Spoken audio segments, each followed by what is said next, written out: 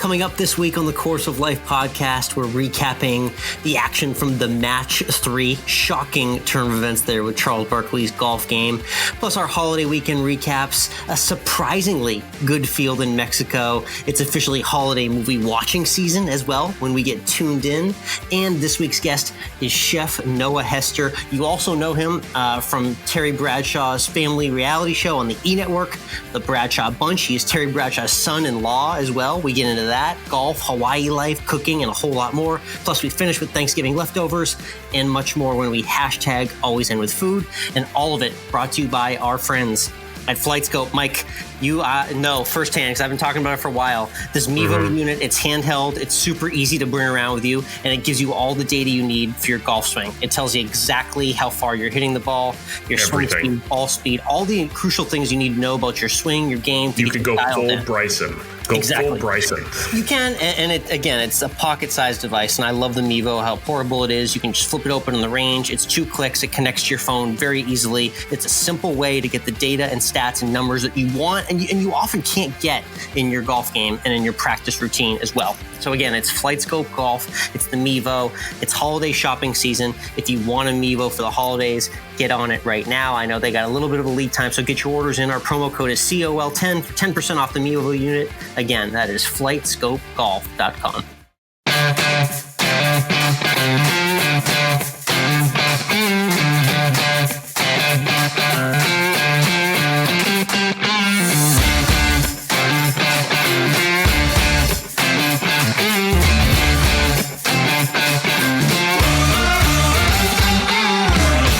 Interwebs, and welcome to Course of Life, part of the Morning Read podcast network. We are proud to be presented by our friends at Desert Fox Golf and Groove It Golf. I'm Michael, he's Alex. And Alex, it was a banner Thanksgiving weekend with all sorts of things going on, especially food into people's mouths.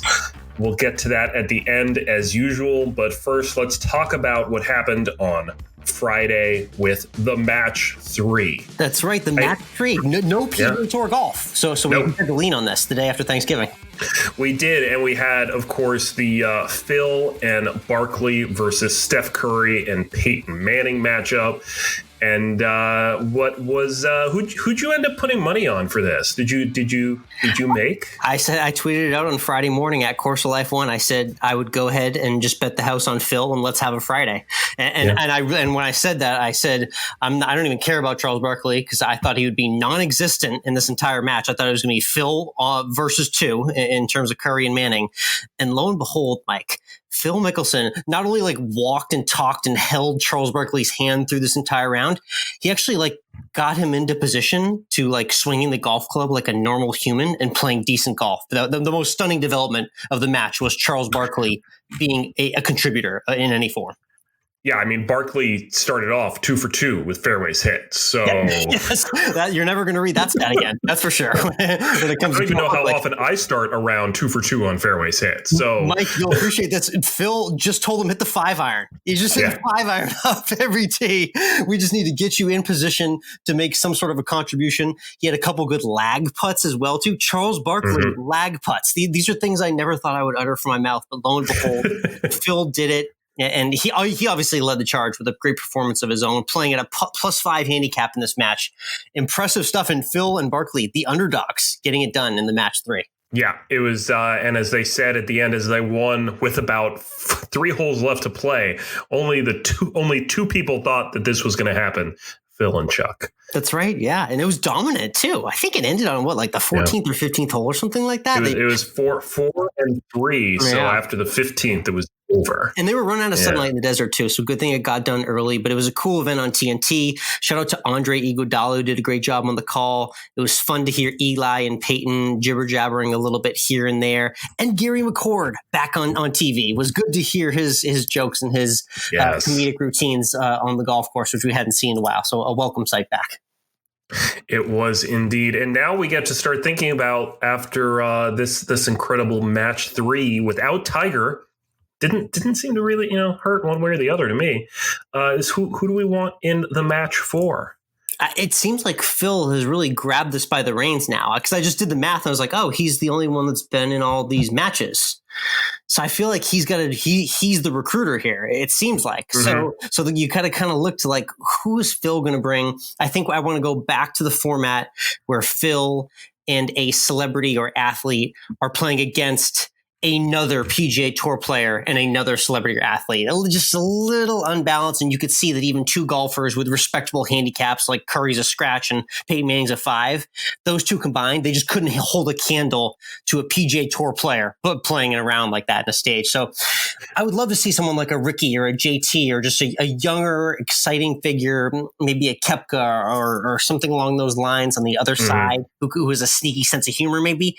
And then, I don't know about you, Mike, do you have any other names off the top of your head? Tony Romo gets thrown around a lot. I'm hearing it's just scheduling that's kept him from being in work. Yeah, I said it before last week that I'd love to see Manning versus Manning. I just think that'd be awesome. It's unfortunately, it seems like they don't get along well when they're on the course. Or I appreciate whatever.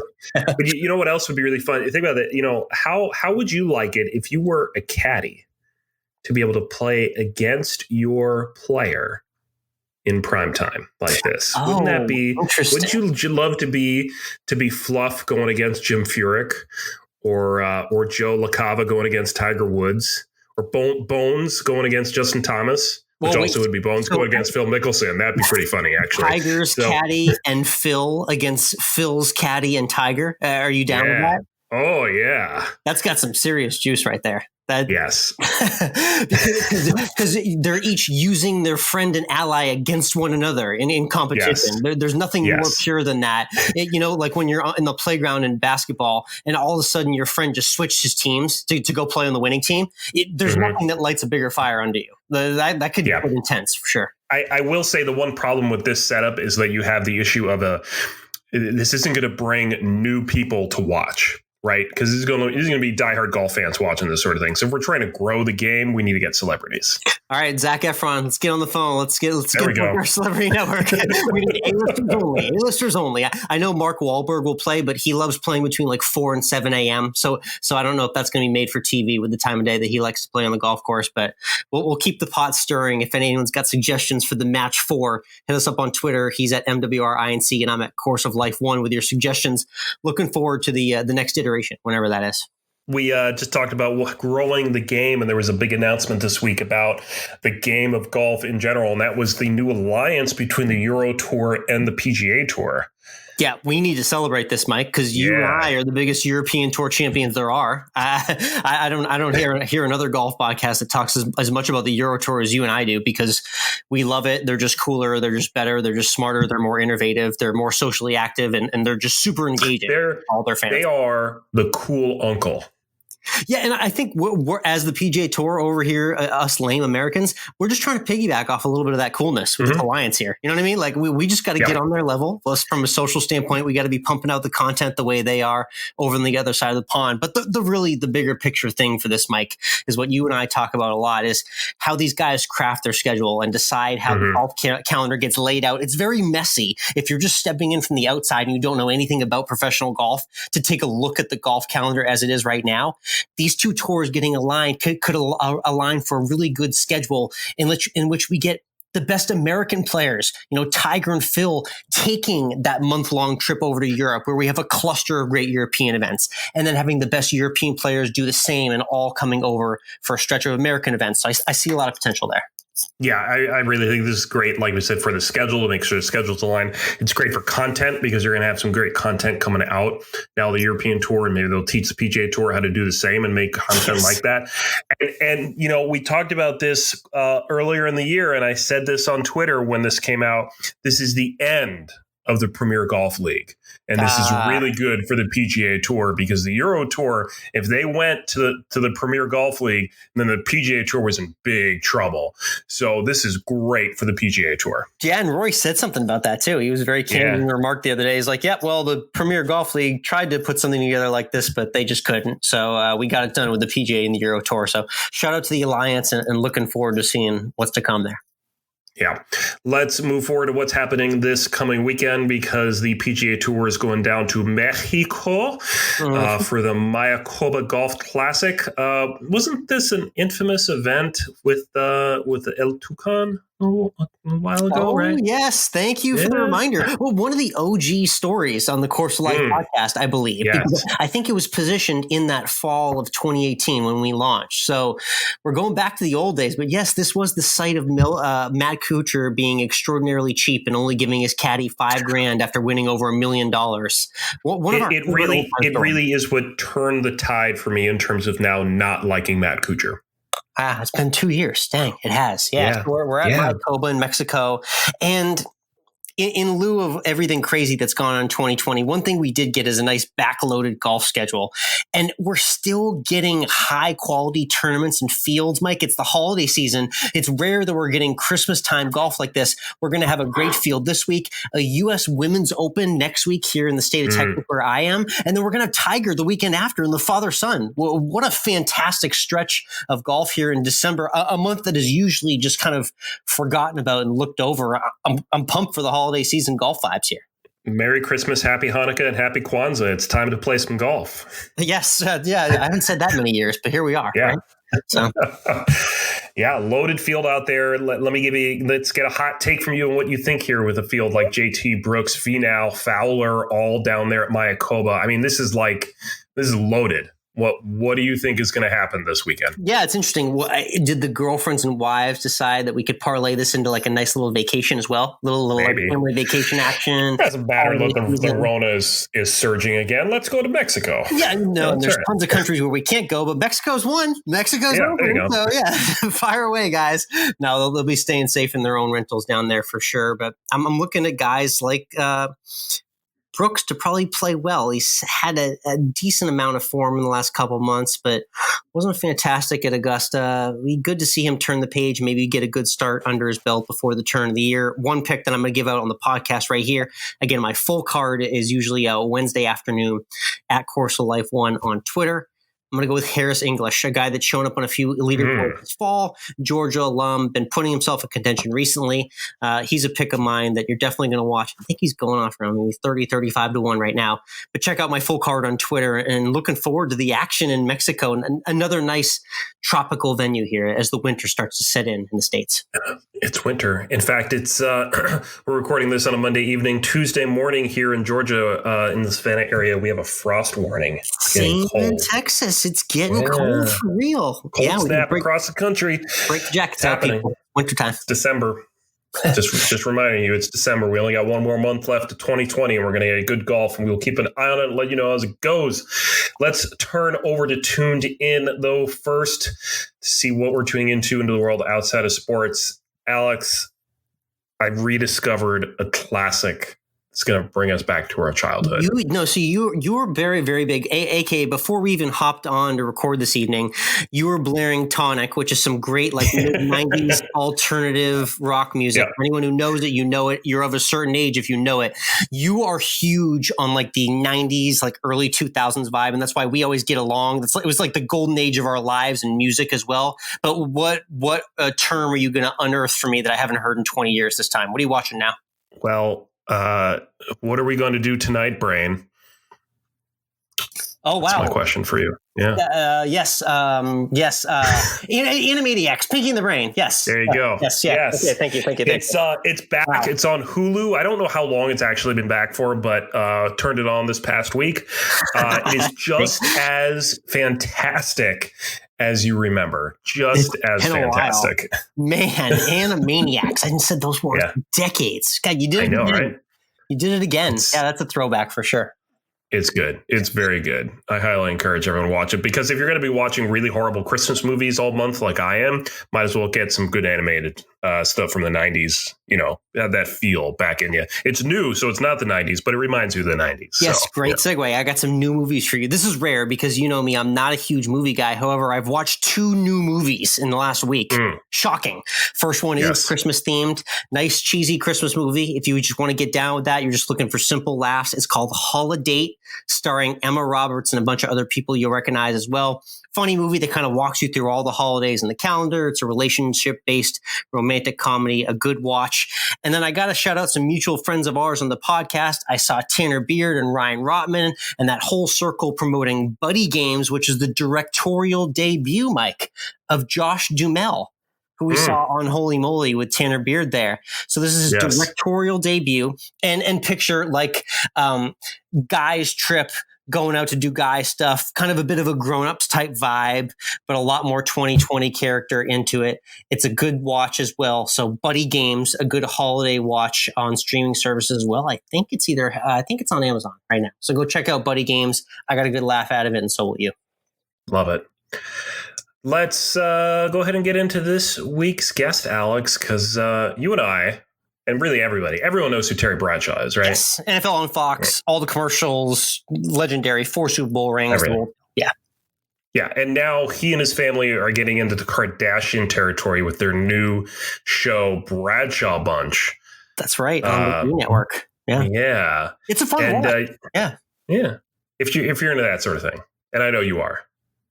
I am. That's great. I'm down for a cheesy reality show, but this one is anything but. This is a real authentic family, Mike. It's nice to watch a family-based reality show like this and not have them wearing like $10,000 shoes and $100,000 coats and going to like extremely posh celebrity venues. This is about like a real football family that likes to grill burgers and jump in the pool and have a good time out on the ranch. It's the all-American family reality show, and it was great to catch up with this week's guest, Noah, who is Terry Bradshaw's stepson. That's right. He's also an accomplished chef. He lives out in Hawaii. He's a golfer. And you got to ask him about all of that. And we will hear about it in just a moment. But first, as always, we want to let you know that this conversation is brought to you by our friends at Groove It Golf. Makers of the Groove It Golf Brush. It is currently in pre-order as they bring it back in stock. They're hoping to ship before Christmas, so you get it in time. So you can head over to their website and get it pre-ordered. And Alex, let's tell the people why this is not your average brush. Oh, yeah. I mean, the patent and pump, first of all. That's your go-to term. You love the patent and pump, right? The patent pump. You can spray water or cleaning solution right onto the club face because we know there's no source of water out in the course right now. It probably won't be for years, decades, eons. It's never coming back. Never. So you need that built into your brush. And this brush doesn't just attach permanently to your bag, right? Nope. It does not. It's got that wonderful magnetic clip, which makes it so easy for you to just detach and reattach. Doesn't get any better than that. It's great. It's great. And they have so much confidence in their brush that it comes with a 3-year bristle guarantee. So, Alex, if you wear out your brush head cleaning clubs in 3 years, send it back. They'll get you a free replacement. You know, it's funny you mention that, Mike, because I actually did a little snooping on the market because I was wondering who tries to compete with the Groove It brush. And I'm not going to mention any names, but there are names out there of people that try and make a brush like Groove It, but they do not have that 3-year bristle guarantee, Mike. That's the differentiator on top of all the great things we love about the Groove It. That's incredible to know that they really stand behind their product, and that means it's a good product. It's so good. It's on back order. Like we said, it's coming back in stock. So you can get this incredible golf brush by heading over to their website, grooveitbrush.com. Get a pre-order so it'll ship as soon as it's back in stock. They're saying by Christmas they'll have it out to everybody, so you can get it, so you can have the spin trajectory and consistency you're looking for with your existing golf clubs when you have clean grooves with the Groove It. So again, head on over to grooveitbrush.com and pre-order your Groove It brush today.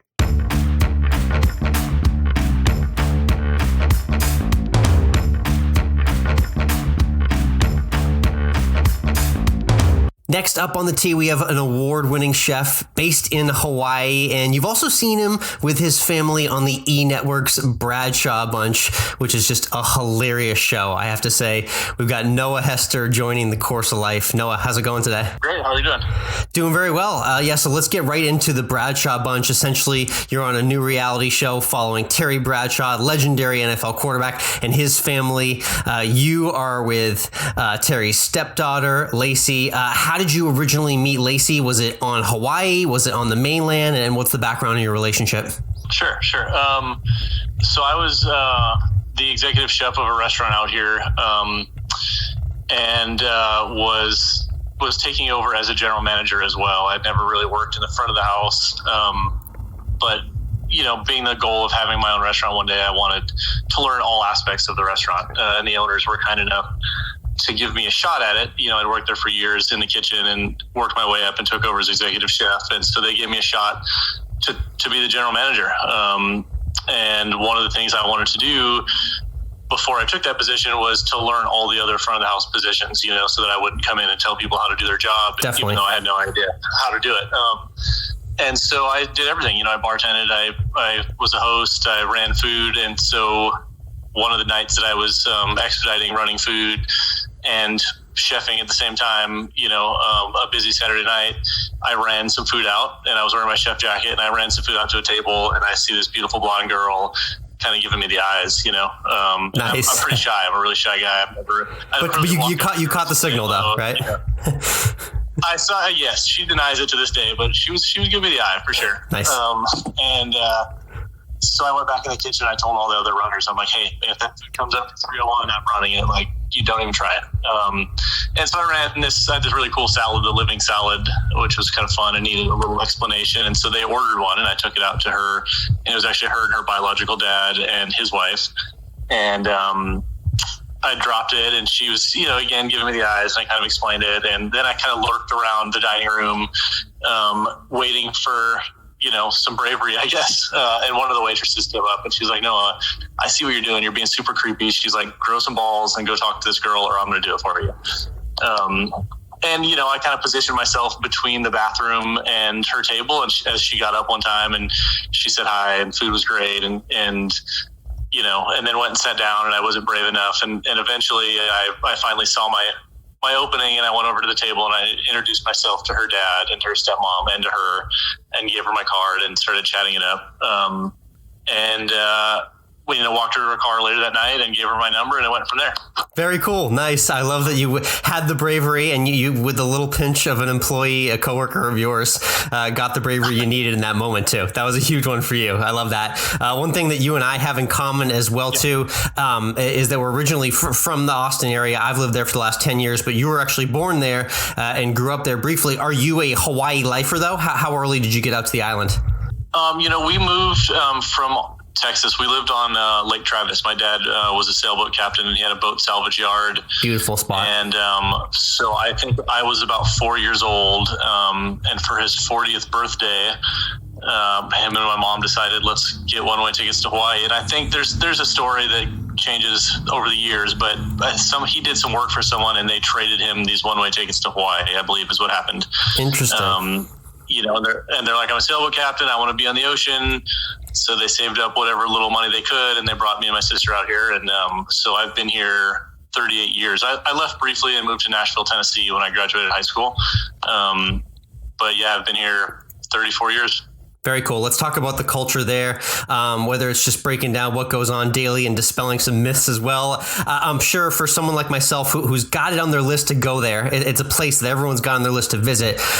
Tell everyone, what's it like living there full time? Is it truly a culture of people that are just surfing and playing volleyball all day? What really goes on, in the day-to-day heartbeat of people that live on the island? The cost of living here is high. It's very expensive. I think where I'm paying like $8 for a gallon of milk, and it costs $200 to fill up my truck. I mean, it's expensive to live here. So people work, and they work hard, and a lot of people have several jobs. Unless you're lucky enough to find something that you can do. A lot of people start their own businesses and work for themselves so that they can afford the lifestyle, or they can kind of schedule themselves around when the surf is here, or what. And everybody, especially in the tourist business, restaurants, hotels, the holidays are jammed. We work our butts off for a couple of months, 4 or 5 months. And then we have a little bit of break when everybody goes back to the mainland. We have a little bit of time. And people here really do appreciate their time, whether it's surfing or with their families or being out in nature. They really appreciate and value where we live. And, I know myself try to make a point to go and do something fun or see something new and just really appreciate, everything around us. So it's definitely different. I just spent the 6 months in the Dallas area to film the show, and there's just freeways and busyness and everybody's rushing around. Oh yeah, that's for sure. I don't know. My dad came to visit and he described it as like everybody has this buzz. They have this like energy around them. They're almost like vibrating with all this energy. And Hawaii is much different. Here, people are so relaxed, and you see it when tourists come here on the day they land, and they still kind of have that glazed over mainland busy look. And then over the days, they started to tan out a little bit and go to the beach and really appreciate where they are and just slow down. And so I would describe it here as slow for sure. Nice. Let's talk about some Hawaiian cuisine, because I know you're a specialist in it and everything around it. One thing that's authentically Hawaiian that's made its way to the mainland is poke, which I've had a little bit of, but just talk about what we can see on your Instagram. It's Chef Noah Hester. You post a lot of great food pictures. I'd love to hear about kind of like the different varieties of fish, because I see you using a lot of different seafood in the Hawaiian cuisine that you do prepare. So what's really cool, about the culture here in Hawaii and the food culture that a lot of people don't know is all the different cultures that have moved here over the years. We had the sugarcane plantations, and we had the pineapple plantations. The island I live on, the island of Hawaii, has a huge ranching community. So the food, is this mix of traditional Hawaiian food, Chinese food, Japanese food, Portuguese, a little bit of Puerto Rican. All of these different cultures came here and they brought their favorite dishes, their favorite flavors, and they've all over the years melded to what, I would consider to be Hawaiian food now. So it's a really unique food history. A lot of people think of Hawaii as like a pineapple and ham pizza, which I would say is sacrilege. Is spam actually a thing there? Can you just dispel that for everyone? Is that a thing, man? Yes, spam is actually a thing, and I know everybody says that's horrible, that's disgusting, but, we eat spam in my house on a regular basis. The kids love it. I love it. I mean, you go to the gas station, and one of our favorite snacks is a musubi, and it's basically a block of rice, steamed warm rice with a piece of spam on top of it, and then a seaweed wrapped around it. So it's like a big square spam sushi roll. Wow. And it is like one of the best things. You go to every gas station, and it's just like the best little snack, the salty and the rice and the seaweed. So anyway, growing up here, you get to eat all these different foods. And I just thought that was, commonplace. That's what I've always seen. And so then I spent my time in Nashville, Tennessee, and kind of learned about the Southern food and my Southern roots. And so I try to kind of combine those two things. And I say a lot of times that like Southern hospitality and the Aloha spirit are very, very similar. They're very similar cultures and ideas. And so the food actually melds really well together. And we're blessed to have so many cool fishes. I have these fishermen, this guy Jubal from Big Island Fish. He has about 6 or 8 boats that he buys fish from, and so he'll hit me up and be like, dude, we just caught 2 onos, or we caught 2 mahi-mahis. And he'll tell me, these cool fishes. And so a lot of times when I do menus for guests, I just say whatever's coming in fresh. And oftentimes they'll have fish that evening that was caught that morning. And that's really hard to beat. Something like that, you don't really have to do a lot to it because it's just so fresh and so clean. Very cool. I love that look back into the food culture specifically in Hawaii and how fresh the fish really truly can be. Let's talk a little golf, because we are a golf podcast at heart, and both myself and my co-host are lifelong golfers. Sure. I see you've gotten the opportunity to play courses on the island. Obviously, for us golf fans who have seen Hawaii, we've seen Kapalua and the Plantation course. We've seen Wailai where the Sony Open is. But talk about maybe some of your favorites outside of those of courses that you've either played or had friends play on the island. What's really unique about this island is the different elevations. I think we have, 7 of the 10 temperate zones just on this island. So there's some really beautiful, traditional Hawaiian courses that you would expect along the coast, like the Mauna Kea and Hapuna Beach Resort. both have two really great courses that play along the ocean. And then you can go up to a golf course called Makani, which is up higher on the mountain. And so you've got like goats and wild peacocks and turkeys running through the fairway. Nice. I love it's that. It's a little bit cooler. You know, it rains. Yeah, it rains in the afternoon. You know, it's wild. And then you go all the way down to Volcano, and they've got some really cool golf courses down in the Volcano area, which is like you're playing through a rainforest. So really you could play golf on this island, you know, a couple times a week and never ever get bored because there's so many varied courses. Nice. And on your Instagram, I saw that you played recently during golden hour. We debated a lot on the podcast and with our guests. Are you more of a preferential towards a golden hour sunset round, or is it sunrise in Hawaii that's more beautiful when you're playing alongside the ocean?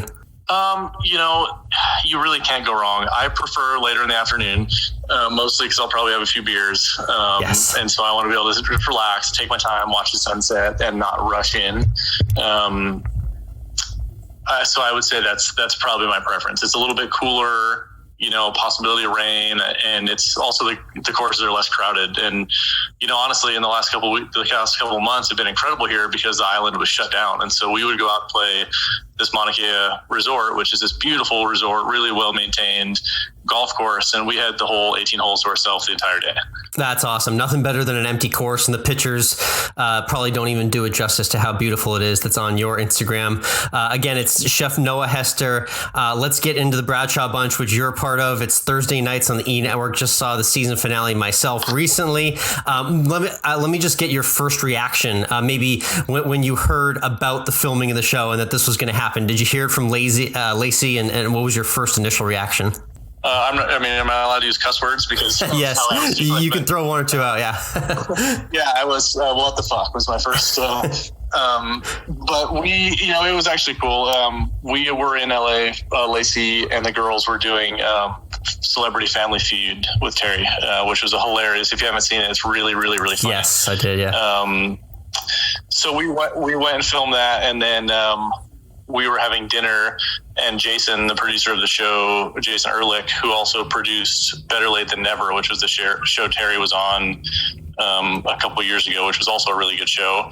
We were all at dinner at the steakhouse, and they proposed it to the whole family, you know. And so myself and Lacey and Aaron and Scott and Rachel, we all went out that night and kind of talked about, like, is this something we all want to get into? And I think everybody kind of had their you know, reservations, because we didn't want to become this cheesy reality show family, I don't think. But at the same time, it is a really genuine family that loves each other so much.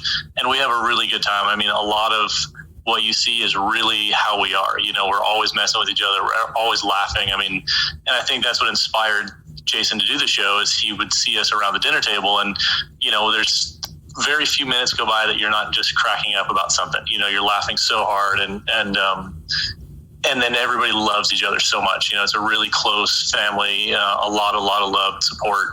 And so we're like, you know, maybe it would be cool for the world to see this and to see that this is a real normal family and how genuine it is, you know? Yeah, there's a lot of authenticism in your family, definitely. And, you know, you obviously think about family-based reality shows, and you know that, you know, the Kardashians sit at the top of that, and that's more of a life of, you know, fashion-based celebrity and the star spotlight and whatnot. But you guys truly represent the average awesome American family that sticks together and hangs out in the backyard in the pool and does burgers on the grill and has beers together and has a great time. So I really appreciate that, and it definitely shows through on the camera as well.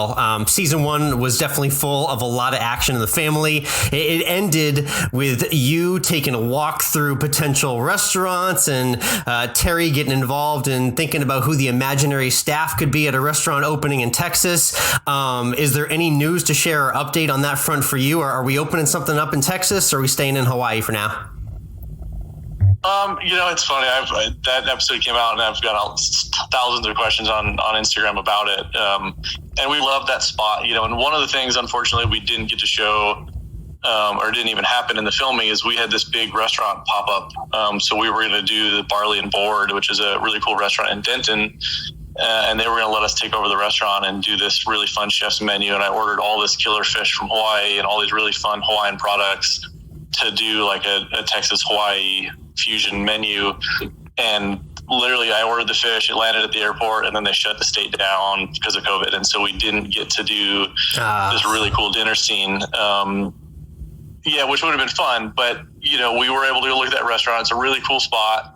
I had really good feelings about it. I think it would be a really fun, but again, when all this was happening, COVID was so uncertain, and it's still pretty uncertain. And so, investing that kind of money, selling our house out here, buying a house there and investing a lot of, our home equity into this restaurant was a pretty scary idea.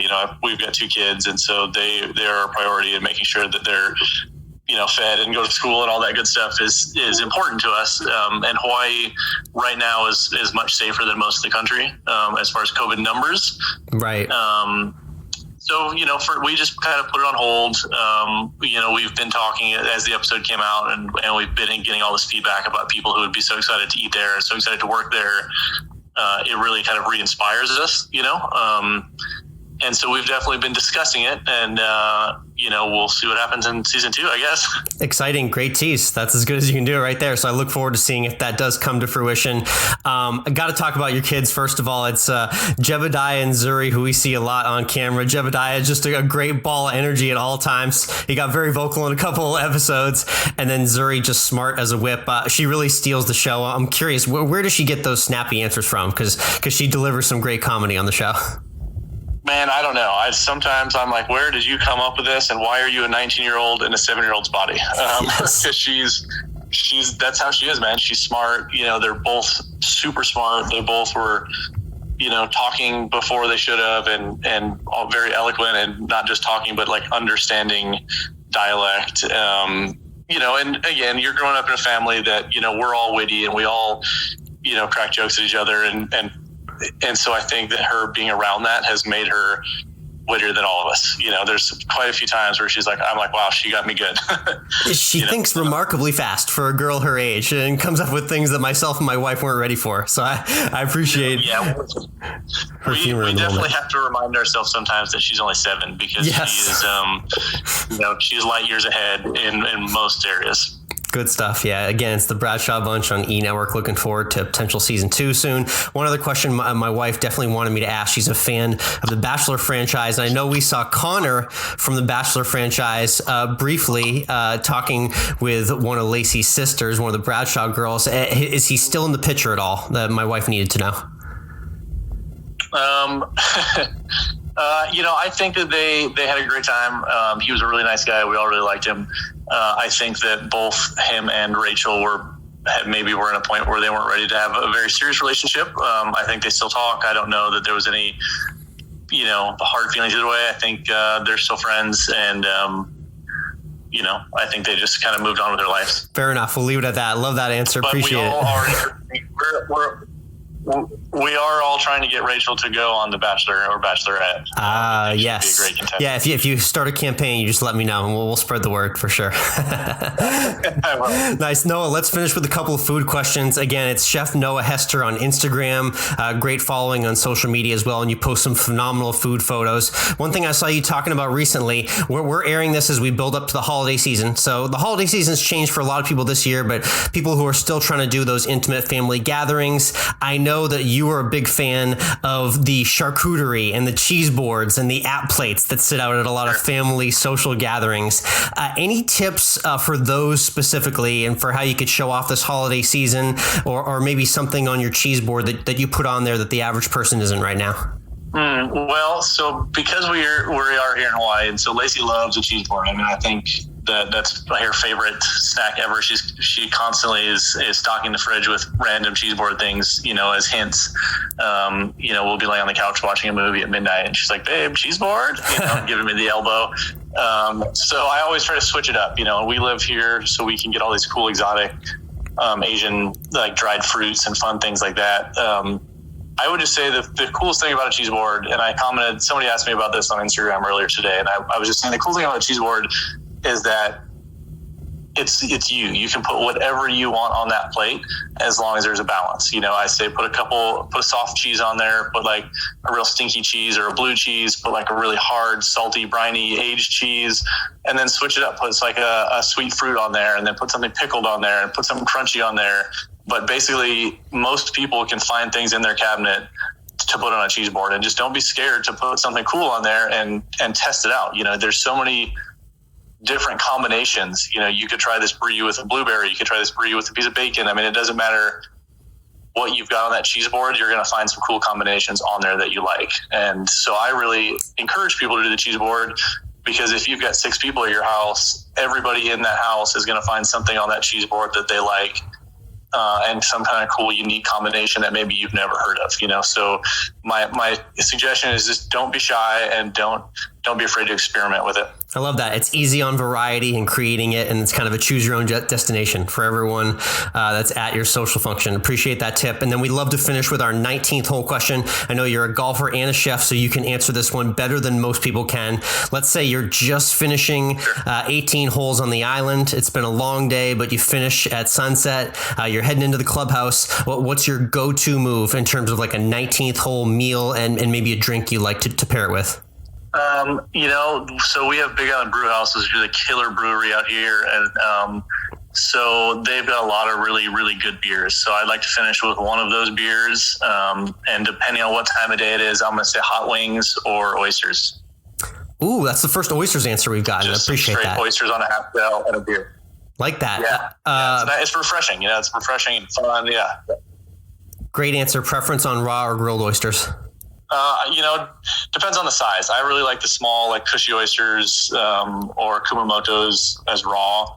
But if they're a little bit bigger, I'll do something grilled, or like the charbroiled oysters that they do in New Orleans, man. That's action right there. Yes, that's the real deal. I've had those before. Definitely. All right. It's Noah Hester, a great chef, award winning. Looking forward to seeing you on season 2 of Bradshaw Bunch and all the food content you're putting out on social media. And thanks again for joining the Course of Life. Thanks so much, Alex. I appreciate it, man. It's a good time.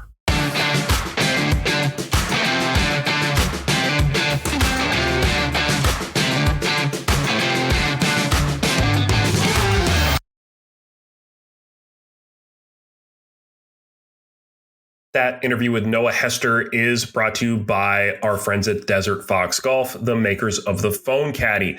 It's a one-of-a-kind phone holder designed to mount right onto the golf cart. The Phone Caddy works seamlessly with any phone model, and it velcros onto the cart in seconds. You can keep your yardage and scoring apps at your fingertips, change music, answer calls and texts, and more, all with the Phone Caddy. It is the most functional way to keep your phone safe and ready on the course at all times.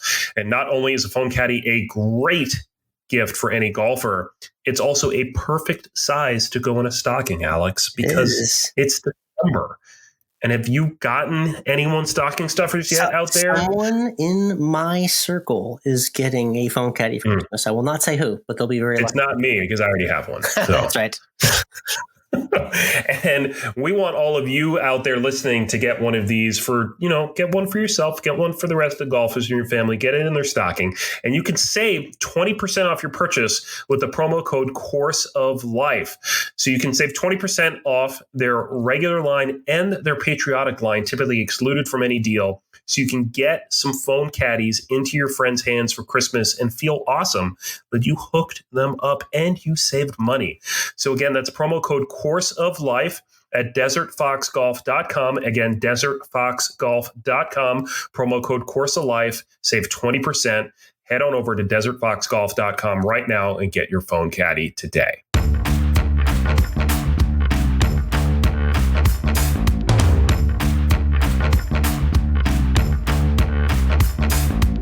And we're back. Great interview there with Noah. Too bad he didn't get to really get moving on his Texas restaurant because of the Rona.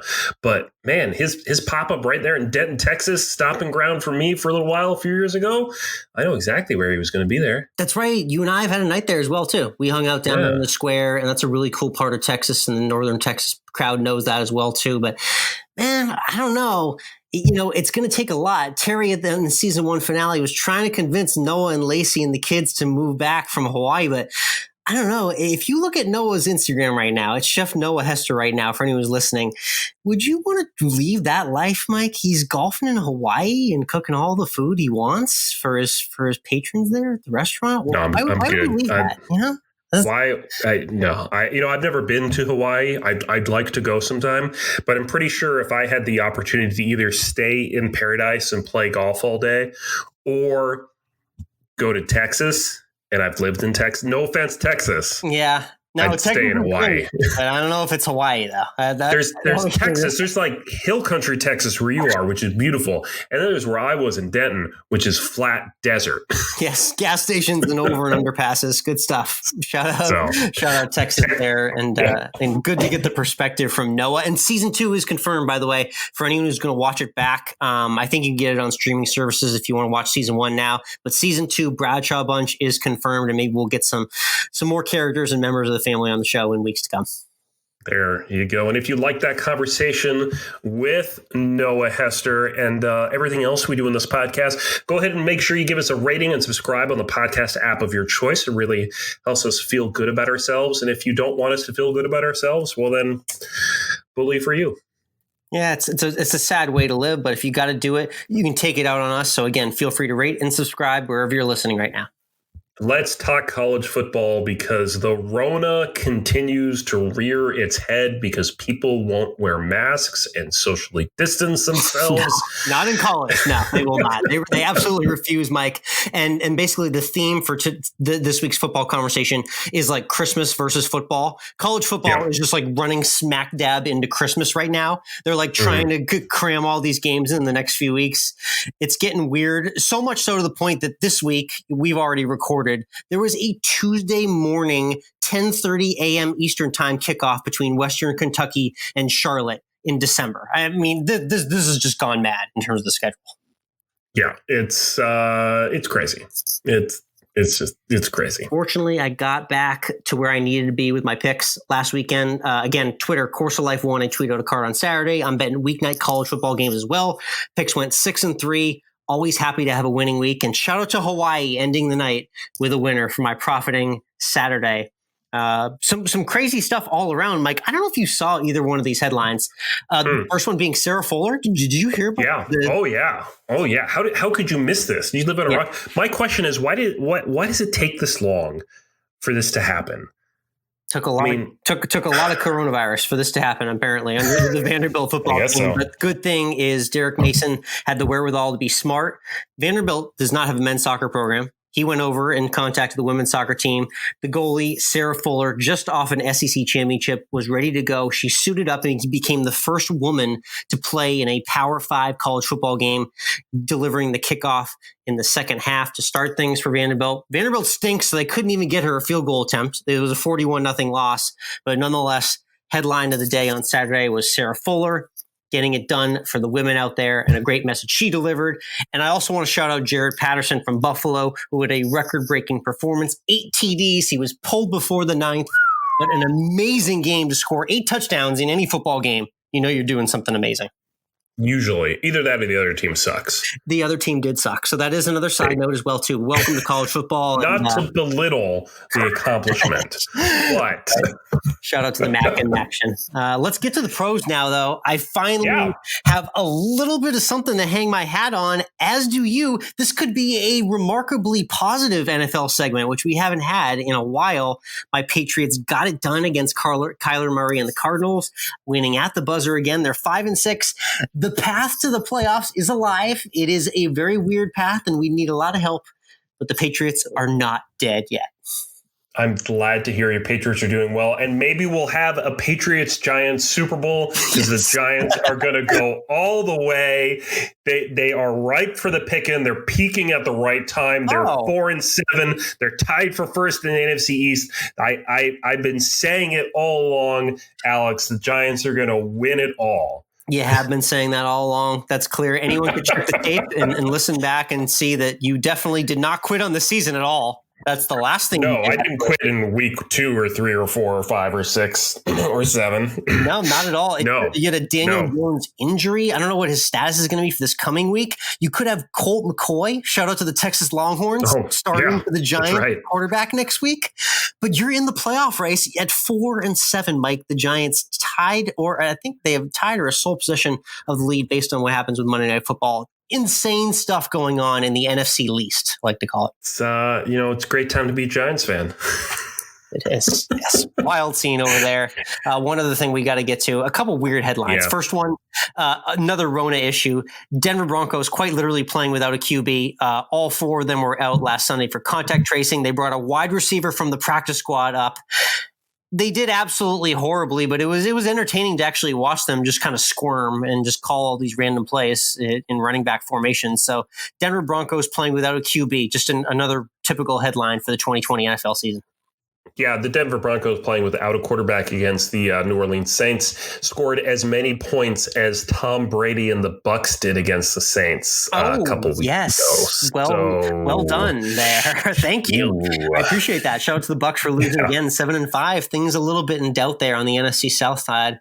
But the other I want to ask about the Bucs real quick. Is it that Tom Brady isn't really that good, or is it that the Bucs aren't using Tom Brady the right way? Bruce Arians just delivers the most non-subtle jabs at Tom Brady's inability to hit open receivers. I don't think they like each other at all. Like I know Bruce Arians realized that when he brought Tom Brady in that you were kind of handing the keys to the castle over, but I think he's finding that he's not liking that power struggle right now, and it definitely exists down there. So there's some weird vibes going on in Tampa Bay at this moment. The other thing I know you want to get to, let's talk about how we've always said and felt that football is a religion. Yes. Correct? That's right. Mm-hmm. Of course. And yet it's taking a backseat to something happening. Yes. Yeah. This is the other part of that shoe, the other shoe to drop on Christmas versus football.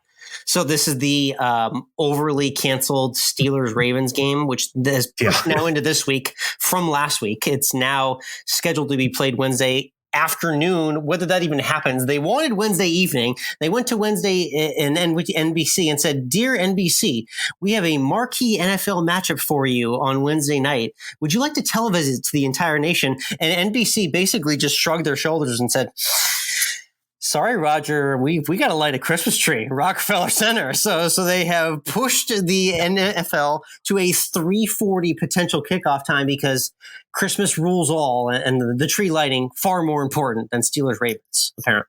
I mean, it is a Christmas tree that needs to be lit.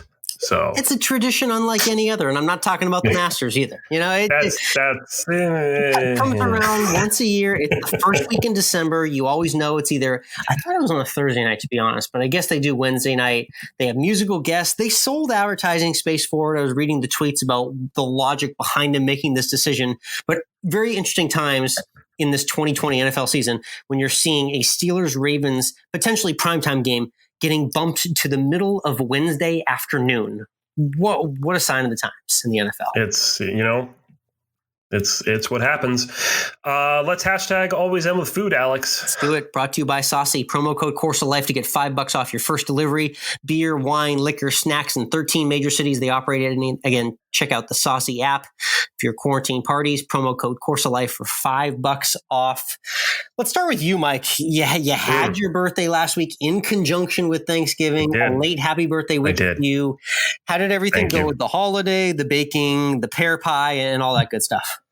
It was all good. It was the pear cranberry pie with the pecan almond streusel ginger topping. Wow. I think it was. There's a lot going on. It was good. It was, I'm going to be perfectly honest. I liked it. I thought it was a good pie. It's not my favorite. That's okay though, because that is what I call an off-brand fruit pie to try. Right. It's okay for you to experiment and not love that. That's not the. That said, my wife has said it is her favorite pie that she has ever had. Oh well, guess what? You're having every year now. Yeah. So we're having this every year now for Thanksgiving, I guess. You'll upgrade your stance on that eventually. That's how marriage works. Yeah. But it's okay because it's also Christmas cookie season. So yes, it is. That's right. Shout out to Brandy Malloy and the Christmas Cookie Challenge on Food Network right now as well too. I'm watching that. What are your go-to Christmas cookies? Do you when I think Christmas cookie, I think like an 8-year-old. I think of a sugar cookie and a cutout and red and green sprinkle on top. But there's much more to it. No. I mean, there's always a snickerdoodle, which is just always a fun time. Fair enough. You never think about making snickerdoodle. You always go, I don't know, snickerdoodle. Then you have one and you're like, oh, yeah, that's the stuff. Yeah. I have a really good recipe for a craisin white chocolate oatmeal cookie, which is really good. Wow. And then I found a brand new recipe this week that I made, which is, I think, the best cookie I've ever made. It's a chocolate chip cookie. And it is incredibly good. And yeah, just extremely dark in color as well, too. You put the pictures out on your Instagram at MWRINC, and we're at COL Podcast. If you want to follow the pod Instagram as well, too, you're always putting your food there. That does sound tasty. And that oatmeal craisin white chocolate, that almost sounds remotely healthy, even though I know it's not, though. It sounds it. If you want to think it is, I will let you, but don't weigh yourself after you have some. It's Christmas cookie season indeed. I've just basically been putting the wraps on Thanksgiving and the remainder of turkey. So if anyone's got a few days left for the leftovers and the turkey hacks, I did oven baked turkey and cheese sandwiches. Those are a nice treat. I threw some turkey in the air fryer, actually. I've been going crazy on my air fryer since I got it as a wedding gift. That's fun. That's just delightful to have a nice little fried crispy turkey breast piece. Oh, man. And what else have I done? Another turkey club sandwich with bacon. Always classic. Yep. You can do that on a Have you done a good old-fashioned New England Thanksgiving turkey sandwich with the stuffing and the cranberry sauce and the gravy going on? I did one, was it Thursday night or Friday, which had turkey, it had gravy remnants and a little bit of cranberry sauce. That is, I feel like that is a very geographically relevant thing. I know they exist everywhere, but the Thanksgiving sandwich, very much a northeast part of the country type deal. It is. Good stuff. That's hashtag always end with food and another great episode of The Course of Life. Mike, it's the holiday season. We got some great guests coming up. Little teaser for everyone. We have a PGA Tour tournament director coming on in the next couple of weeks. We have a golf influencer who makes a lot of great golf content as well. And another chef and food TV host coming your way. A lot of stuff coming up in December on The Course of Life. Everyone stay tuned and have a good rest of your week.